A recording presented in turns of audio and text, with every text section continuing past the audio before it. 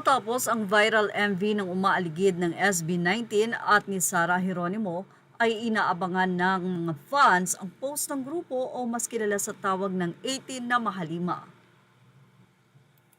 Nag-post na nga ang SB19 sa kanilang IG matapos ang viral na collaboration nila with popstar Sarah Geronimo. Ang photo na ito nga ang kanilang ibinahagi para sa mga fans. Say pa nila sa caption, napanood nyo na ba ang umaaligid? Music, film, sino sa tingin nyo ang salarin?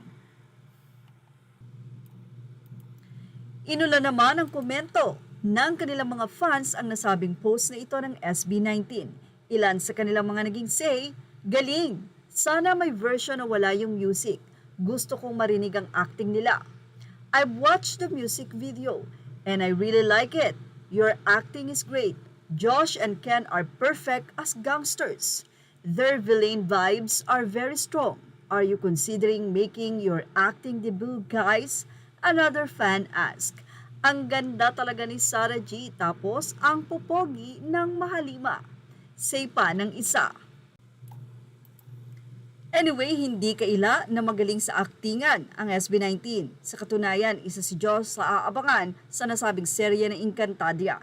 At kung sa mga susunod na panahon ay may mag-offer sa kanila to act, why not, hindi ba?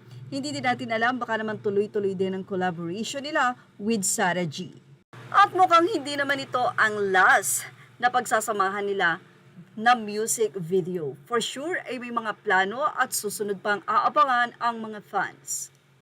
May kukonsider kasi na ang nasabing music video ay isang short film. Ayon nga sa isang netizen, short film siya, I watch it, ang ganda niya, mga talented na, magaling pang umacting.